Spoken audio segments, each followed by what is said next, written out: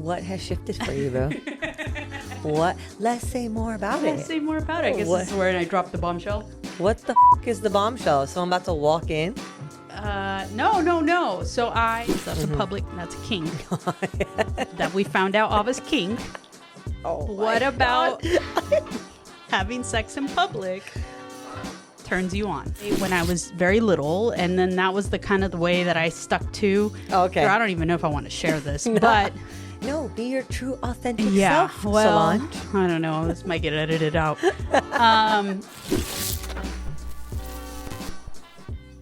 Hey guys, welcome back to the Let's Say More podcast. I am your host, Solange, and this is your other host, Ava. So today we are going to be chatting about sex. S-E-X. S-E-X. Let's talk about sex, baby. Let's talk about you and me. Oh, man. Oh, man. We got a lot to talk about. Yeah, we do. We do. We have written down some notes because we wanted to make sure that we stayed on topic, but also that we touched on a lot of the topics that we want to talk about and not forget any. Yeah, because we do have ADD moments, so we need to make sure that we're on topic. Yeah, and our producer isn't here today to keep us in check, so who knows what's going to happen? It's like a substitute teacher, and that's when you just act up. Like, yeah. You don't give a fuck. Who knows? This is not the episode to not have a producer on. And she can't preview it. She's going to have to watch like everybody else has to watch. Yep. I don't think she's going to be happy about that. Well, but you know what? Sometimes you get what you get and you can't be upset. And that's what happens when you're sick. Take your vitamins, boys and girls. Yep. Take your vitamins. Take your vitamins. We're calling this episode Sex-pectations. Sex-pectations. Say that 3 times. Sex-pectations. Sex-pectations. I think I want to ask you first about your first sex experience. Okay. And was it what you thought it would be? And did you orgasm the first time you had sex? With a woman?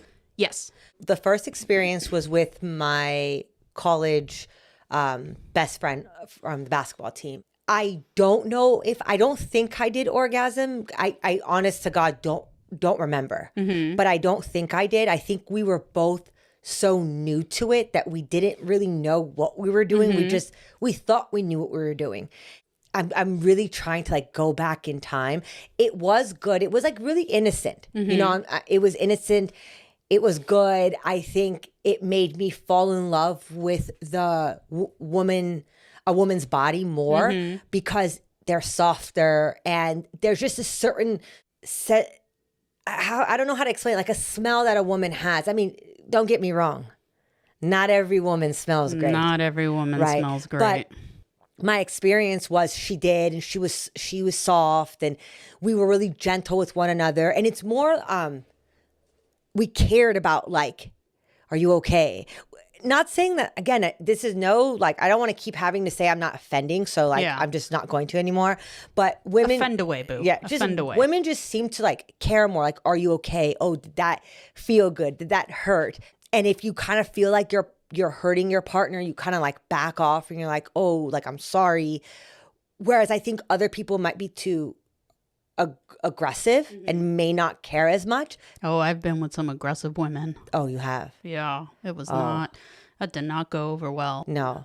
Okay. Yeah. See, I can't say that I have been in those situations because that would be a huge turn off for me. Same. Yeah, I can't. I don't want to. Aggressive women turn me off. But there's a difference between aggressive and assertive. Like, you can dominate me, right, to an extent. Like, you're not going to put a fucking ball in my mouth and have a leash and be like, yes. No, why not? And spank me with a fucking whip. Like, I'm not getting spanked. Yeah, baby. No, I'm not. I'm not. Don't knock it till you try it, boo. All right. I mean, all right, whatever. I'm not. I feel like I'm getting red. You are. Oh my. And we're only 9 minutes in. Fuck me. I think we need another shot. Yes. We're sober in these cups. We're not in the cups in the kitchen. But no, so it was a very good experience to make me continue to want to explore have more experiences with different women. Mm-hmm. Yeah, I'm trying. It was great. I don't have anything. I can't remember. I wish I could remember if I had an orgasm though, because I don't remember. Yeah, I definitely did not have an orgasm. The first time? I mean, well, we'll talk about that later too. Oh, but okay. my first experience was really scary for me because it was my first girlfriend. I was 16. I didn't know what in the world. You lost your I can't say virginity. It is my virginity. Well, no, because isn't virginity like if they break the wall? No. So Like they pop your cherry. Like, there's a technical term, right? Yeah, So there's a technical term for sex, which would be intercourse. Right. Right. But okay, I guess that leads me to my question for you is, what is gay sex to you? Like, what is sex? Between two women? Between two people of the same sex. Do you consider that sex? Is that sex to you? Yeah, I think that when it's two people of the same sex having an intimate moment and they do. Well, see, now I kind of feel like I don't know, because I was going to say when they penetrate each other, right? But then some women don't want that. They just want other sort of stimulation. So my raw understanding of sex is penetration. I think for me, other sexual pleasures are just being intimate with one another. Okay. See, for me, that is not true. Okay. For me, sex is two people engaged in a intimate interaction of intimacy that includes anything with your freaking genitals. So that is penetration, that is giving head, scissoring, that is fingering, that is anything that involves somebody's privates being stimulated. Okay. I don't consider it to only be sex if you penetrate someone, because if that's the case, then I've never had sex. Okay, I see. Okay, I see it I could see it that way. So just the arousal of two people. What if only one person's aroused? No, I wouldn't say arousal. I would say pleasure given to both parties, Okay. or one party. It doesn't matter. Like if one person is giving sex to another person, I don't think that that's not sex. So if I was giving pleasure, right, to someone, but I wasn't receiving it, then would I say I did sex? Or like, how would I mean, I guess that also depends on your understanding of sex, but also like what you consider to be sex, but also like what you and that person or you and that partner would consider to be sex. Because I know, like for a guy and a girl, for example, if she gives him head, he's not going to consider that sex. Right. He's just going to be like, I got say, some head. I got head. Loved it. I got some dome, some lettuce. But between two women, that is part of sex. I don't know if giving head is okay. Well, I don't know. Like I consider that to be sex. Now you guys can let us know in the comments or whatever. Do. Like let us know if you consider that sex. But I think that's sex. I also think that it is easy to define sex as just penetration because that's what we were taught and that's what we understand it to be by definition. But I think as obviously people of the same sex explore each other's bodies, I don't think that is not sex. Okay. So that's my interpretation of sex. We're all entitled to our own interpretation. Yeah. So for me, my first experience was very kind of, I don't know. It was a little awkward, very awkward, actually, not even a little. It was very, very awkward. It was very awkward. It was uncomfortable. It was not at all what I thought it would be. I never had the birds and the bees talk with my mom. I didn't either. Because my mother was very open and she was a very sexual being, I guess is the way I would describe my mom. Like my mom was very open. Like she would talk, bless you, Mom, but you're going to be on the podcast today. She was very open. Like she would talk about things and she would, my mom had no filter when it came to talking about sex or any of those things. She was very adamant about you get your pleasure, you this and that. But I think when it came to obviously her gay children, I don't think she really knew that Right. territory. So Right. I didn't really have that talk with my mom. It was more like me trying to figure it out on my own and trying to understand what to do, you know? And in that it meant like watching porn and trying to understand what is lesbian sex and what do you do with a vagina? Because I also never, and we're going to get personal here. I'm just going to be open and blunt and honest because one shot of tequila does that to me. Wait, have I heard these stories before? Since I don't drink very much, but Oh man. or at all.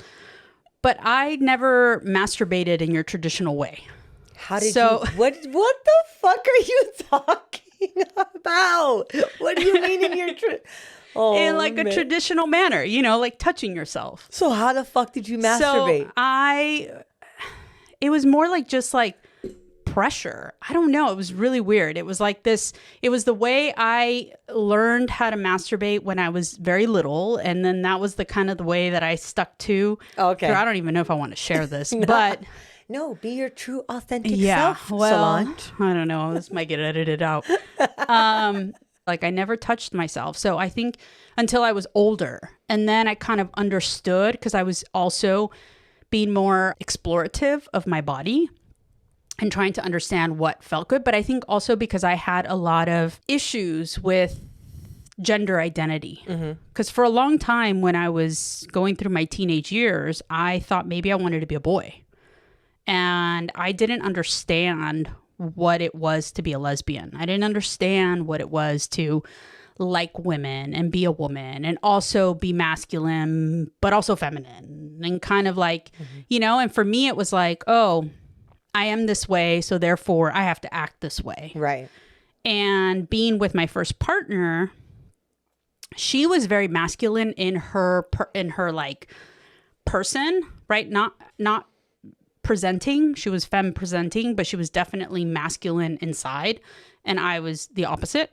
So for me, my first interaction with sex with her, and I feel like she had experience that I didn't have, it was very scary because I didn't know what I was doing. And she just kind of crawled on top of me. Ooh, like a And- sexy crawl though, like a cat. Like she was ready to pounce on her fucking prey. No, it was more like a I don't know. There was nothing sexy about it. She kind of just crawled on top of me and then humped me to death. Oh, so she was like a bunny, like a humper. Yeah, and I was like, I remember I was just laying there and I was like, Was it rapid? what? Yeah. And I was like, oh my God, is this supposed to feel good? And I'm like laying there and she's like humping me and humping. And at one point, I don't know if this has ever happened to you, but like when your pelvic bone is so prominent and it is not rubbing the right area, Yes. that shit hurts. The bone hurts? Yes. Yeah. And then it's sore later. Oh my God. And it's like rubbing and she's like getting in there and I'm like, oh my God. At this point, I'm thinking if I moan, she's going to think it's pleasure and she's going to keep going. And it is not. It is pain. Oh. And I'm like laying there and I'm like, oh my God, when is this going to stop? And that's all I kept thinking was like, when is this going to stop? When is this going to stop? Did you have your hands on her anywhere? Like, were you like, Yeah, I was like, I think my hands were like on her hips or her waist or something. I don't know. But she was going at it like a little bunny and she had her socks on, which was really weird to me. But she had this thing with feet. wait, so she was totally naked and then had her socks on? She was naked and had her socks on. And I remember thinking like, this is really like not at all what I thought this was going to be. And no, I don't like it. So she finishes. I didn't ask her anything. I just assumed that she had an orgasm. I have no idea. I mean, I didn't know what in the world that was supposed to feel like. So I was like, whatever you're supposed to feel when this happens, I'm not feeling it. And so she kind of just got off of me and that was kind of the end of it. And we didn't really talk about it. Do you feel like she was embarrassed? No, I mean, we had sex a few other times, but it was just from that point on, I thought that that's what sex was Like you just get dry humped to. You just hump like a fucking bunny. You hump like a bunny. And your pelvic bone hurts. Yeah, your vagina bone is bruised for days on end, and somehow that's supposed to feel good.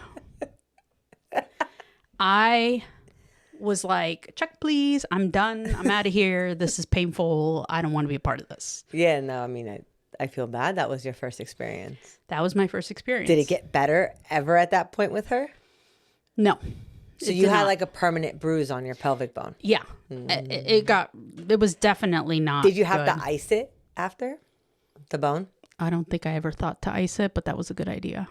I've had a very like not a good relationship with intimacy. Mm-hmm. Like I was always very scared to receive. Why? I think for me, it was partly because I guess this could lead into like gender roles. But for me, I think that because I was always mask presenting and I was the more masculine one in the relationship, I had to be the giver. Also because I was mostly with straight women, I felt like I had to, I don't know, like only give pleasure because they wouldn't want to give me pleasure because they hadn't been with women, and maybe that wasn't something they wanted to do or they didn't know how, and I don't know. It's just, it became this like very like awkward thing with me. And also I was super, super, super insecure about my body. Mm-hmm. That for me, being intimate with someone and getting naked and doing all that, like I was like, absolutely not. I guess that's also why I've never had a one night stand, because I was just not comfortable with my body to put myself in that position with someone.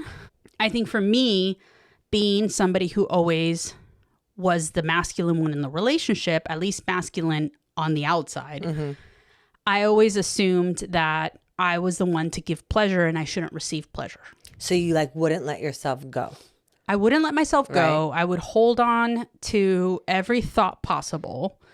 But don't get me wrong. What I would say, which was true because during that time, I truly believed it, was that I enjoyed giving. Like that would get me off, right? Like I would say, don't worry about it. Like, don't worry about me. I enjoy giving. Like this, that turns me on. It gets me off. Like that's fine. And girls were fine about it. Like most of the girls I was with were okay with it. And I think it was also because they assumed, I don't know, I think they didn't know any better. I have no idea. Honestly, I can't even speak for them because I don't know. Should we ask them to comment if any of them were listening? God, no. Let her know how it made you feel when she said, she's fine. No. She doesn't need anything. Let us know. Let her know. At her. Yeah, let's not. Why not? So that was my hiccup with gender roles in a relationship, right? Like sexual gender roles. And I do think that there are a lot of other lesbians out there or queer people out there who feel the same way, that because they are masculine presenting, they can't be femme in the bedroom. And I've learned that you 100% can be femme in the bedroom. Yeah. And there is nothing wrong with receiving pleasure, mm-hmm. however that may be, because I do feel like sometimes some masc women won't receive penetration. Yeah. I mean, yeah, I think also it has a lot to do with trust. I mean, yeah, trusting yourself, but also having a partner that you can trust, that you can let go, mm-hmm. receive the pleasure, and you could trust them. You feel safe with them. I've had experiences where I didn't trust my partner, so I did hold back. And I've had experiences where I did trust, and the trust comes with the dynamic you have with that person. I feel like it is important to let go. I think that as women, we do overthink things mm-hmm, a lot. Mm-hmm. I think that is one of our greatest downfalls as women, and it's hard. So finding someone you could trust in the bedroom as well as out of the bedroom. But in the bedroom, being intimate, I think is one of the important things. Yeah, I agree. I think that being open and communicating with your partner is super important. And this is only something that I've learned recently, because before, like I said, I didn't communicate. I never spoke up. I never said anything. I never told anyone if something felt good or didn't feel good. I kind of just went along with it and just did the deed and, assumed that at some point, I don't know, they'd catch on, or I put it on them, which is wrong. I shouldn't have. But also, I think that for me, I didn't know any better because I didn't know what felt good for me. So I was always really good at giving, like really good at giving. Oh, wow. But receiving was the hard part for me, because and I also stole that from the other women, because I feel like there are so many women that enjoy giving, right? Just as much as you enjoy giving, they do too. And I took that from them because they didn't get to enjoy the giving part of our sex because I wouldn't allow it. Shame on you. Are you going to apologize to all those women that you took those opportunities away from? Well, there's apologies coming in another episode. But what do you consider to be good sex? I think that's like an onion, right? Because like people that are single, like if I was single, good sex could just be just sex, like, right? Like just like in the bathroom of a club, or like in the car, or don't look at me like, yes, those things have happened, right? Or like, in the kitchen or something like that. And I think those are considered good sex, like spur of the moment. In a relationship, I think sometimes I think when you fall out of a connection with your partner, kind of coming back to home base by like having a good sex session where both of you orgasm, both of you, make out with each other, not just like pecks, like make out and feel each other's like souls kind of reconnect. And then after that, you like cuddle, or you feel each other's body. I think that's good sex too. Or I've also experienced it where like I haven't orgasmed, but my partner has. And I would consider that good sex because in that moment, I wanted to be the giver. Sometimes I'll be in a mood where like, I don't want to I don't need to receive, right? Like, let me just give it to you. That makes me feel better. I go through waves of that as well. I think that could be categorized as good sex for me too. Sometimes it's on the couch, like spur of the moment, and you're watching a show and you're like, oh, shit. Oh, that turned me on. Yeah, I'm very like, if I'm touching you or like close to you, like that does it for you. That's enough. It can. Oh. Yeah. So what's the best sex you've ever had? Oh, like I think in the cars. Cars was the best sex you ever. Is it because it was what about it? Actually, let me ask you that. What about having sex in public? Because that's that's a kink that we found out of as kink. Oh, what about having sex in public turns you on? Just knowing that you're wanted by the other person in that moment. Because like, no matter where you are, because we identify sex as, not everyone, but you identify sex as like, you're in the bedroom, it's at night, the lights are off, you're ready for bed, right? But then like you're in the car and they get turned on, and that's like, that feeds your ego. Like, I don't care who you are, that feeds your ego, right? Like when you know you're wanted at any given time, you're like, oh, fuck yeah. Like, do you pull over, or do you just like have sex as you're driving? I've done both. Oh, yeah. Okay. Yeah, I have. Okay. I don't think both. I've had. No, I have. Yeah, but I'm the driver. Oh, right. Okay. So then it's like, yeah, I think I've had a ton of sex in cars. Because so that's your kink too. No, I've had a ton of sex in cars because a lot of the time there was nowhere else to have sex. Yes. Yeah. I think everybody can relate to that. Yeah. So it was easy to have sex in the car. I can relate to that deep desire of just like wanting that person in that moment, not giving a fuck who's watching and who's around. And you're like, I don't care. Watch. Take out your binoculars. I don't care. But then what do you consider good sex? For me, good sex is connecting with that other person on an emotional level, but also having that intimacy with that person. Because for me, I have a hard time separating sex from intimacy. Like, I know there are people who can have sex and just have sex, and that is all it is. And we had sex, we fucked, and goodbye. I don't have to ever see you again. I don't even know your name, whatever. One night stands. Yeah. Yeah. I can't do that. Why? Let me rephrase that. I've never done that. I don't know that I will never do that, but I just don't think that for me, I've had the self-confidence in the past to, one, be intimate with somebody that I just met. And also for me, there is attraction that builds. Oh, so your attraction builds rather than like, you can't look at someone and be like, no, I can. I can definitely look at someone and be like, you're hot. Yeah. Right. But I also, I think, get more aroused out of somebody that I can see and say, you're hot. I want to get to know you, and kind of like connect with that person on that level. Okay. And then explore it. But again, I've never really been in a situation where I've seen someone for the first time and been like, you're hot. I want to take you home. Oh. Like, it's never happened. I've Really? never seen someone and thought that. I've been there before. I've never acted on it. I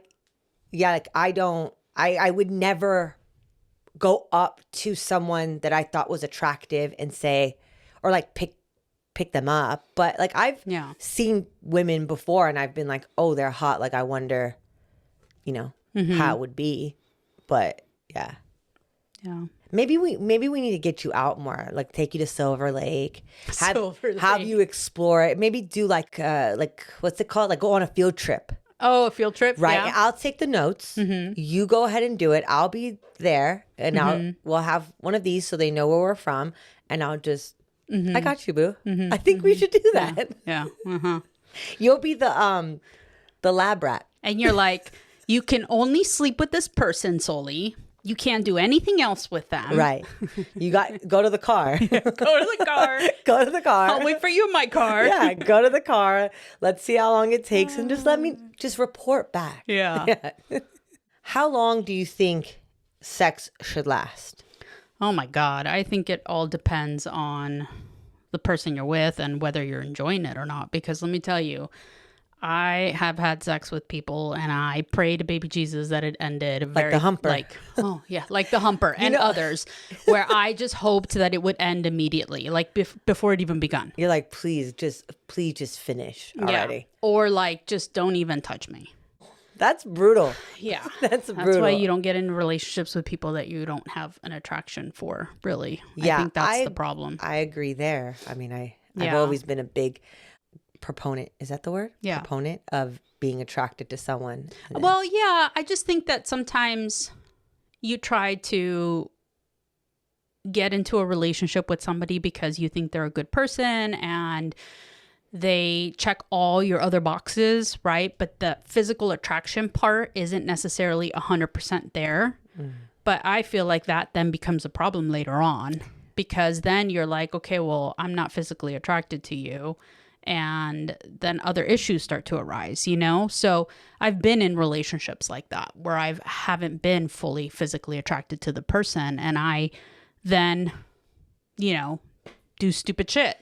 How many times a week do you think you should have sex? I think there's a statistic, right? But I think as many times as your little heart desires.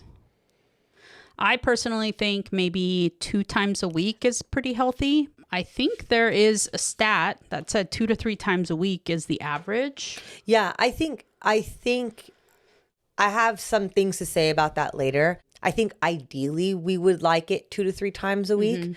I think sometimes it gets hard. And there's other reasons, I think, why, other factors that come into play, especially if you are in a longer term relationship, if there's kids involved, if there are careers involved. I think it's easier when you don't have those things happening and you don't have those sorts of responsibilities. Your mind is less cluttered with tasks that you believe you need to do. We kind of wanted to share some stats with you guys, and Ava is going to share some with you that she pulled up. It's about a woman's libido.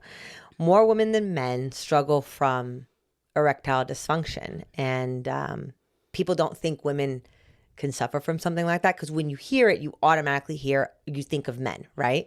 But 43% of women struggle compared to 37% of men. There's also drugs or medication that's geared towards men and this problem that they have, whereas recently only a couple have hit the market for women. So there's not much value that women feel there is when it comes to sex for them or to feel pleasure. 40% of women report low libido.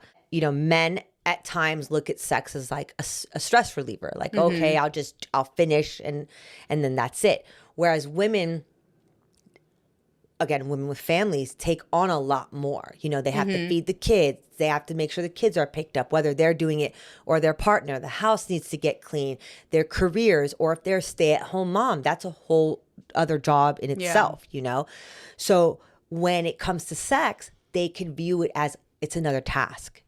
Oh God, I have to do this and I have to get ready for it. And whatever getting ready for it means for them. So if you're feeling that way, the greatest thing to do is express that to your partner and then have them take some of that off of your plate. Because sex is supposed to be enjoyable. It's supposed to feel good for both people, right? Also, sleep is very important, the quality of sleep. So it's known that if you get at least 7 hours of good quality sleep, it helps with your testosterone. And women have more testosterone than estrogen. Yeah. And testosterone is a hormone, and it's the feel-good hormone. It's your sex hormone. It is your sex hormone. But estrogen is your wet hormone. It is. But sometimes they say that lubrication doesn't always mean you're turned on, because women that just gave birth can't get wet as easily, but that doesn't mean they're not turned on. They just can't produce down there.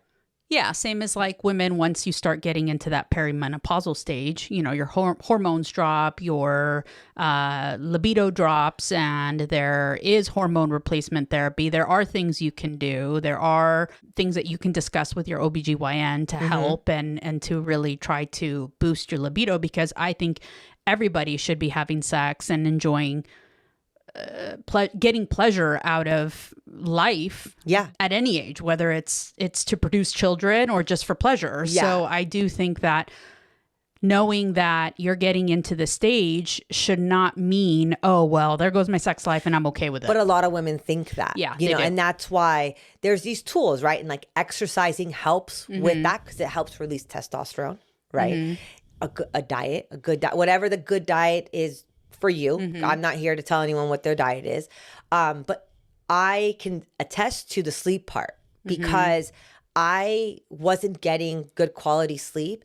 And recently I started to get better quality sleep, and it has changed my libido. And I've seen an increase in it. So just, people should just try it out. But, it's like sometimes it's taboo to be like, I have a low libido, because some women don't want to admit that it's slowing down for them. And it could be a lot of different things. And I think the stress of... And I think that we are such mental creatures, in the sense that we hold everything in, and then it affects our mindset, and then we're not in the mood because we're thinking about this, or we're thinking about that.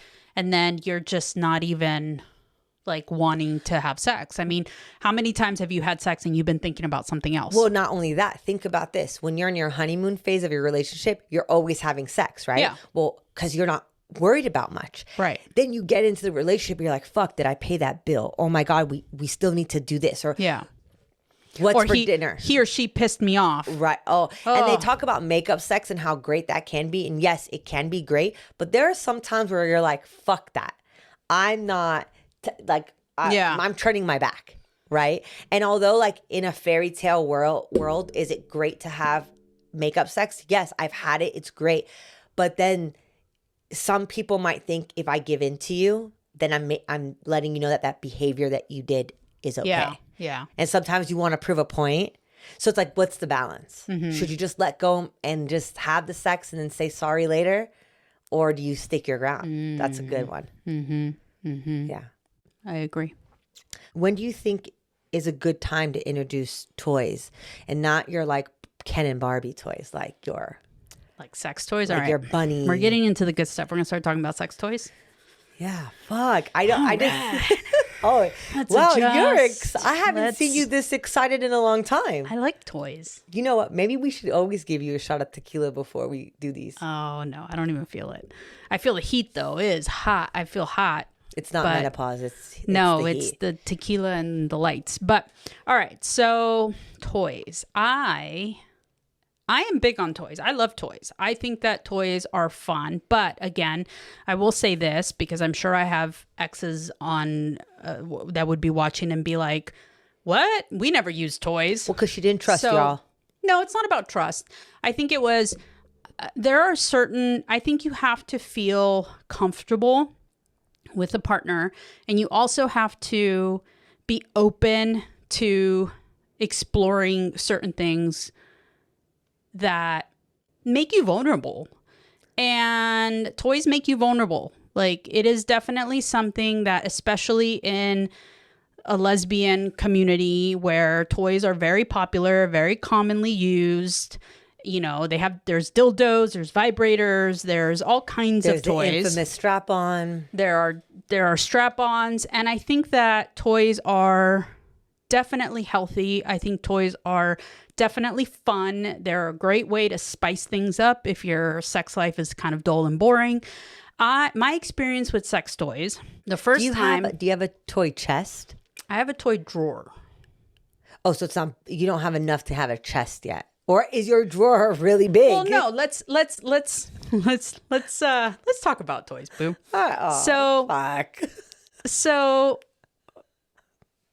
I have so many questions. I don't even know where to start. Okay. First and foremost, have you used toys? Yeah. I mean, I'm not an expert. I don't have a drawer or a chest. Have you used? Okay, what's your favorite toy? I don't have a favorite toy. You don't have a favorite toy? No, I will tell you this. That is a part I struggle with. I'm being honest. It is, I struggle with toys, and I don't know psychologically why that is. I don't know why I don't allow myself to be more vulnerable to them. But there's like a blockage for me. Is this having toys used on you, or you using toys? Both. Okay. I feel like maybe it has to do with I don't think I'm good enough. Yeah. See, there's a whole different, deeper level. Okay, we're unpacking this because if I have to edit this into 4 parts, we're doing it. Yeah. So let's explore this because I think this is a good topic to talk about because I think there are a lot of women out there who probably feel the way you do and who felt the way I did, which we'll talk about. But what is it about? And now when we talk about toys, especially in the lesbian community, a lot of it is generated towards strap-ons and dildos. Yeah. Right? So what is it about using a strap-on or a dildo as you wearing it, not you receiving, but you giving, that would make you feel insecure? That they would want to be with a guy. Okay. Yeah. That's what I thought it was. So the female anatomy doesn't have, we're clearly 2 different anatomies, right? So for me, if you're seeking pleasure or getting way more pleasure out of like a strap on, I'm going to get in my head and I'm going to automatically think that you miss having sex with a guy, or you're craving having sex with a guy.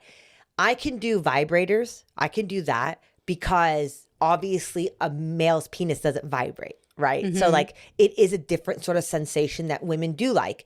And so that's the difference for me. And I'm just being completely honest about how it makes me feel. And I've had this since I've been with women. So it's not like a new revelation for me. That's just what it is. And that's my blockage. And I have been stubborn about it. Like I have been stubborn because I don't want to feel that insecurity, because it is different. Like men provide something that a woman can't, and vice versa, right? There's no other way. That's just the reality of things. I don't want to walk around this earth feeling like, damn, does she want that? You know, if it was just, maybe if it was a girl that I didn't know that much or didn't care about, maybe, but no, I mean, honestly, it's not something I've ever wanted to do. Do you think that insecurity stems from the fact that, well, I don't even want to say the fact because I don't know if this is true or not, but has this happened to you? I guess it's a question to ask with this question. But that they would go back to men. So you've been with women that have gone back to men? Yeah, maybe. I would probably have to like really sit and think about why that is, but not necessarily go back to men. Maybe it'd be like being with me, but then in the back of their head thinking about a man. So to you, penetration equates... No, not penetration with my fingers, right? But penetration with a toy. Having a toy that resembles male genitalia. Yes. Okay. That's interesting. Yeah. Okay. Yeah. Not like I'll, do it with my hands all day long. And what about receiving? No. I don't, nothing in me has ever wanted to be fucked with the dildo. No, I don't. And that's like the honest truth. Yeah. Like I've never even been like, oh, well, maybe. Oh, no. And what if she was like, this is something I've always wanted to do? I've had that, and I've stuck my ground. Even if it's with somebody that you truly like your wife, like somebody that like if Fernanda came to you and said, babe, I really want to try this. This is something I want to do with you. I think her and I have had the conversation before, and she knows I will go to like a sex shop with her. And I've told her plenty of times, let's go and let's, pick things out, but I'm not picking out a strap on, and we'll get as many vibrators as you want. Like I'm even down for, the rabbit where it's like the 2-in-1. Those like I'm open to, but I'm not doing anything that, potentially can resemble. That's so funny. And it's so different. And it's not because, like Fernanda or my partners have been with men. Like it's, even if they were gold stars like you, I think it's still like, it's an Ava thing. And it's not, no one's made me feel but it's not necessarily an Ava thing, because there are a lot of women out there. There's a lot of people out there who probably feel the same way. Who correlate that with, if you're going to want this and you're going to want to go be with a guy. Right. Or what's the difference? Yeah. You know what I mean? So I understand that point of view. Yeah. For me, that's not the case. Like I enjoy it. Yeah. I enjoy wearing a strap on. I enjoy giving. I enjoyed all of it. I enjoy all of it. You have like BDE. Oh, yeah. Yeah. Oh, shit. For sure. All right, Sully. Wow. But like to me, I don't know. I don't correlate like me having sex with you with wearing a strap on to you wanting to have sex with a guy. Because to me, just because I'm wearing a penis, right, and that's in air quotations for those listening, doesn't mean that it would match sex with a man, right? Why? Because sex with a man is so vastly different than sex with a woman, right? In the sense that we're not hairy beings. We're not, there's that sensuality. We have boobs, at least, Yeah, we have boobs. Women presenting women have boobs. You're not going to, unless you're having sex with a transgendered person, you're not going to have a penis and boobs and a waist. And you know what I mean? Like the sensuality, the femininity of having sex with a woman, but you're getting the added pleasure of having penetration from a dildo, right? From like this penis. And also the added benefit that it is with a partner that you connect with and that you're either in love with or have like this sexual attraction to, right? So I think all those different layers is what makes it different than having sex with a man. Yeah, I can see that. I think for me, maybe I always think, not always, I do think at times that like, what if they want something different than me? And that's always been me in a relationship, right? Like, I mean, but that goes to all these other that's why I said it. It's like an onion, right? Yeah. So, but it's an onion. But my compromise is we can go to the store, we can get things. So do you believe in getting new toys with new partners? Like what? Like, okay. Like let's say you have a new partner and do you keep the toy that you had before, or do you go and get a new toy? You go get a fucking new toy. Why? Hell no. Hell no. Listen, there is toy etiquette and there are people who don't. People who say, well, I boiled that shit, so it's good to go. I paid a lot of money for it. I'm going to use it for somebody else. No, then spend that money again on the new person. And also, I think it's so much fun to go to a sex store with whoever you're dating, like your partner. Have you ever tried poppers? No, I have not. Oh. Explain what poppers are. It's like this little tube, like a tube. And God, I don't remember I think you smell it, right? You inhale it and it gives you like sort of like a helium high or some sort of high. And it's created for gay men to loosen up. Oh, for anal penetration. Yeah. So Fern and I think she's the one that like told me about it. Oh, Fern, is she insinuating something? I don't remember. It was a while ago. I think I still have some. They're probably expired, but we just were curious and we tried it. And I remember like, it was like, I just sucked out of a balloon with helium, but I don't know for men. It didn't loosen me up. 'Cause you were already loose.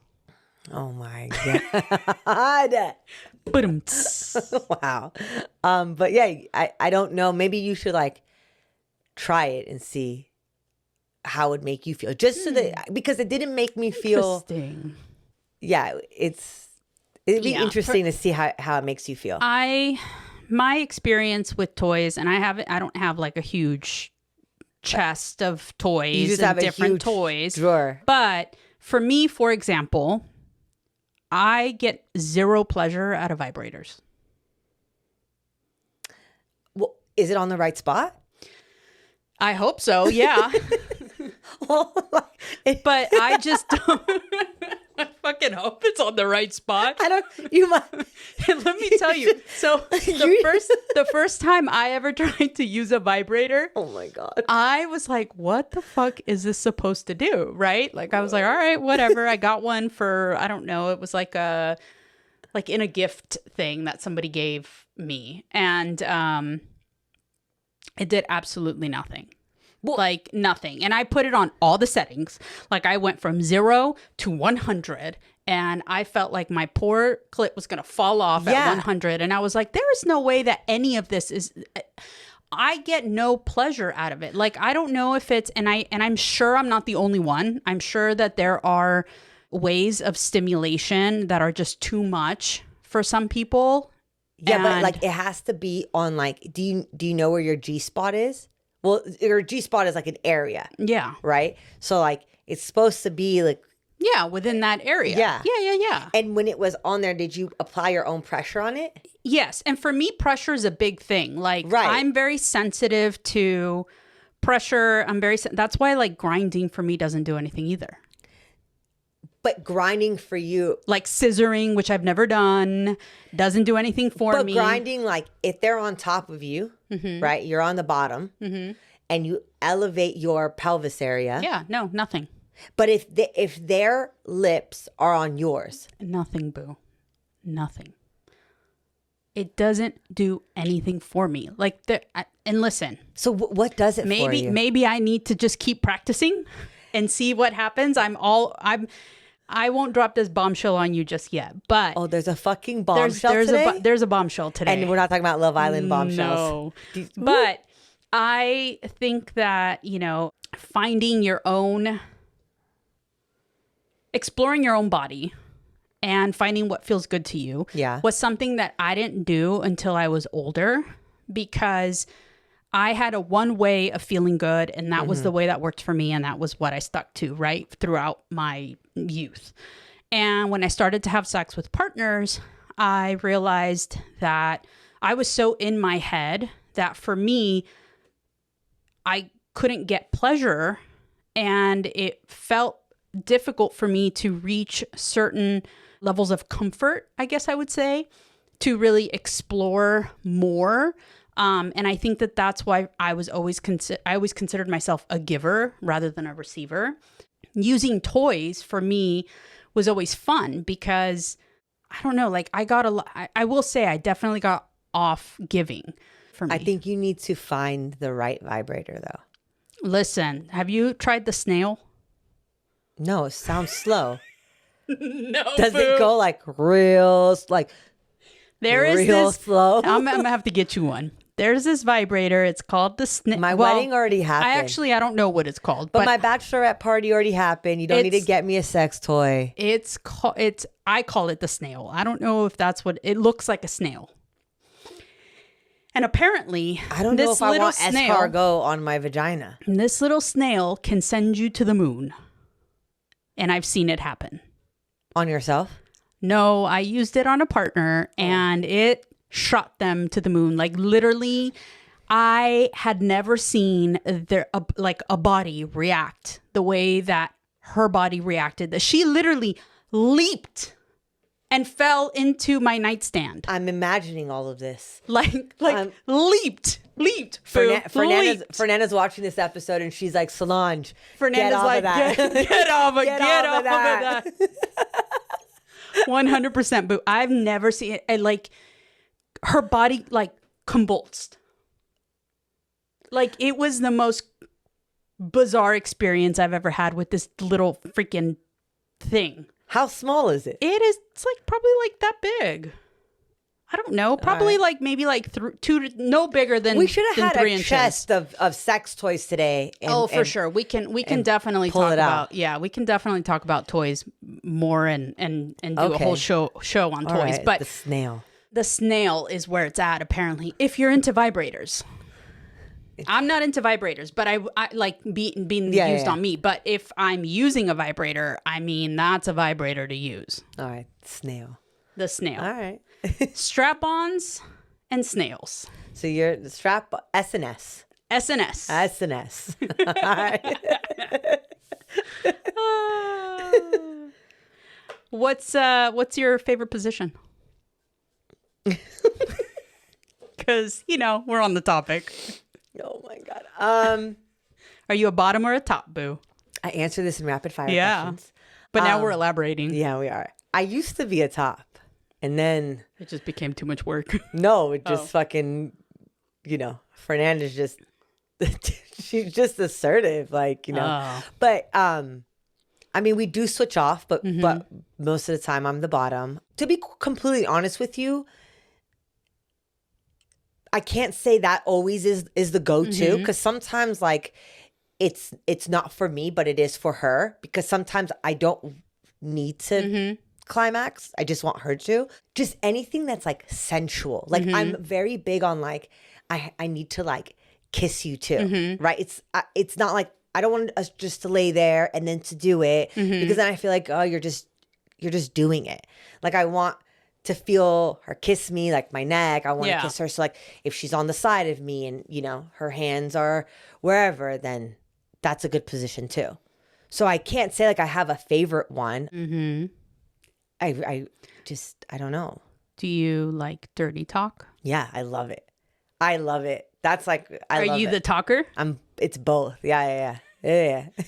For me personally, dirty talk. I love it.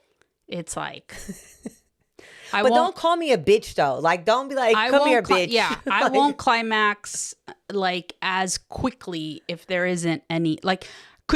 Could you ever be with someone? Actually, you know what? Have you ever been with someone who was just silent and No.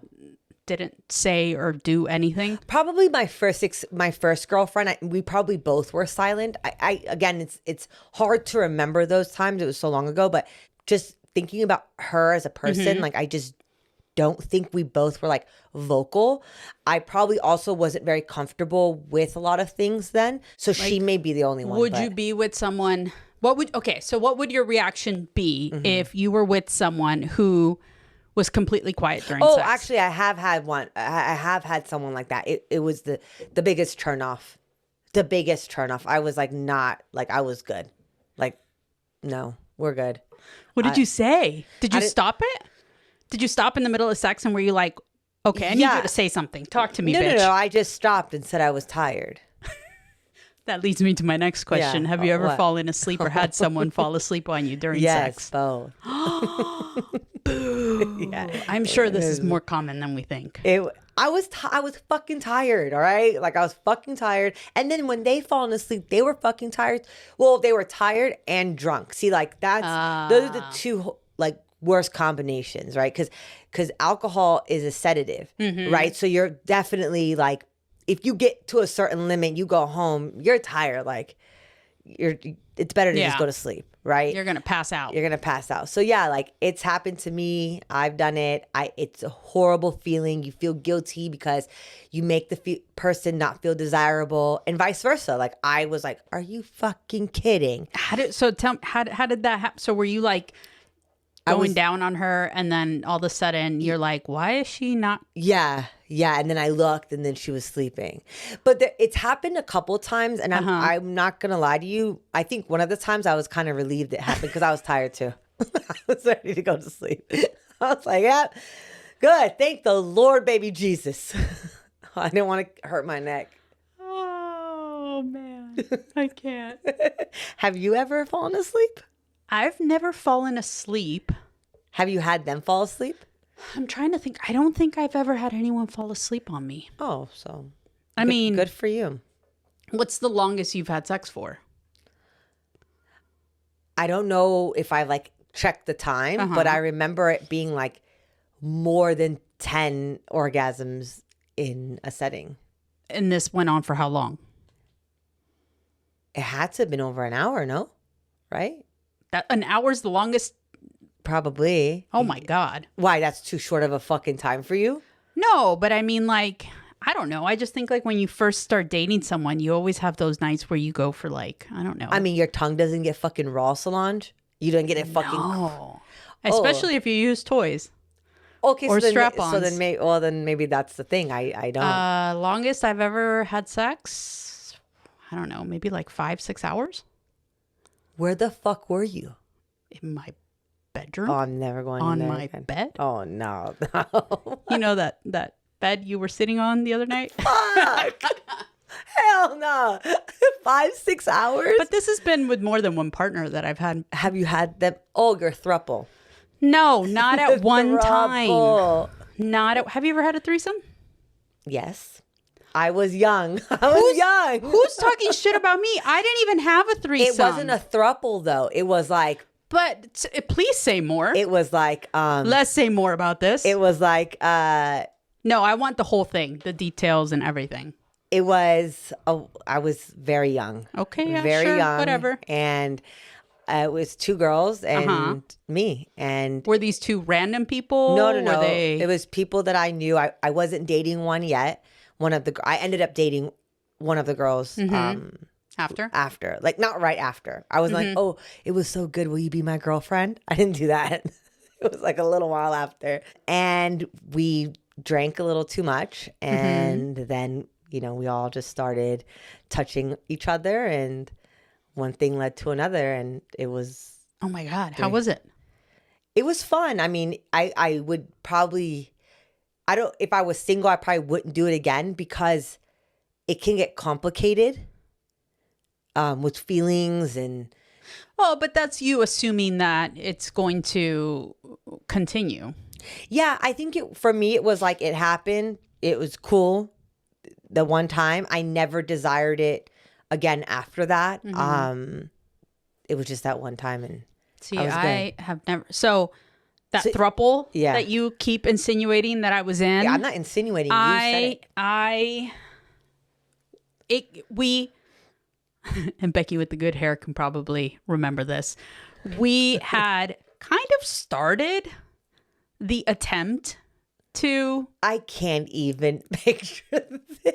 to have a threesome, and this was in my like bedroom I lived with my parents because I was young. I was like 17. Oh my God. And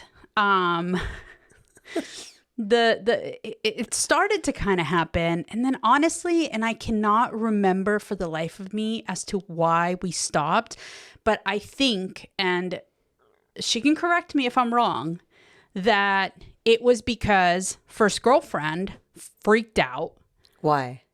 because she was very controlling, Yeah. and she wanted to be the center of attention. So I think her ideal situation would have been like both of us pleasuring her. Gross. She's so gross. And we were like, no, because we were really into each other. Yeah. So we were having a good time. Yeah. And then she was kind of like, okay, this isn't going to work.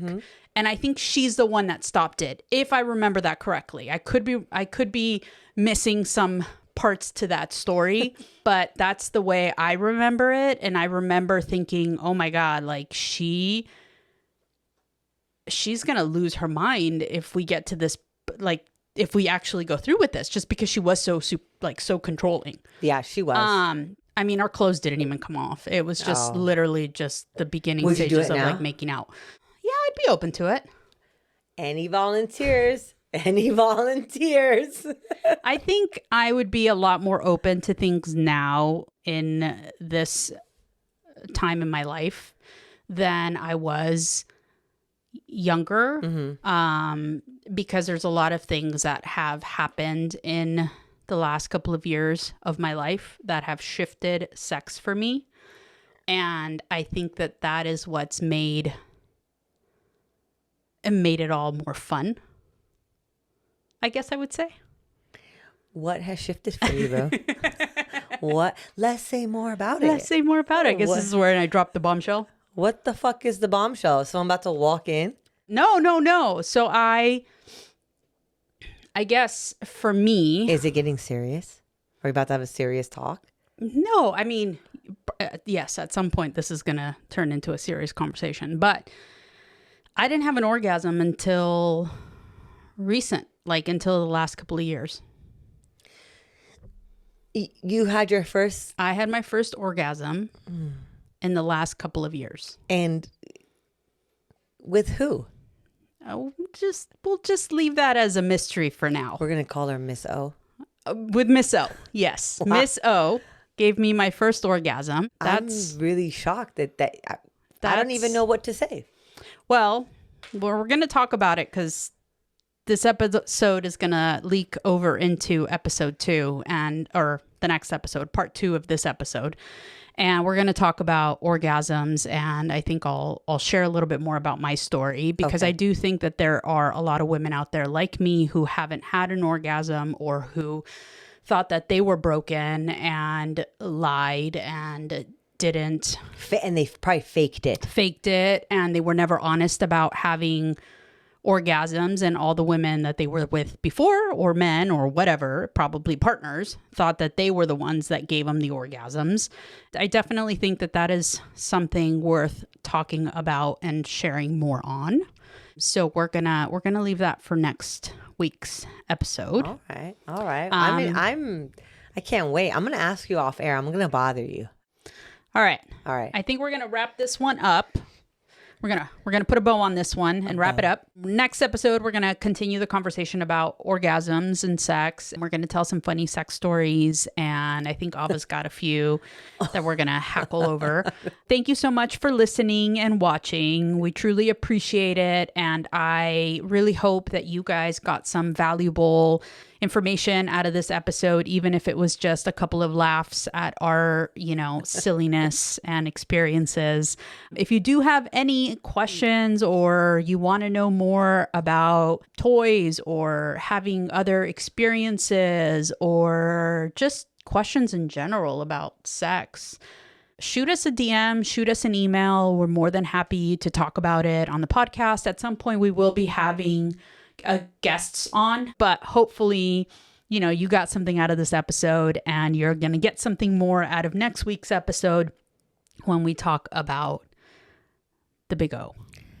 And Miss O. And Miss O. And Miss O.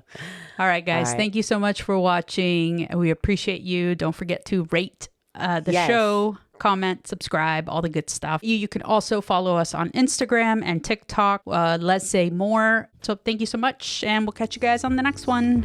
Bye. Later, booze.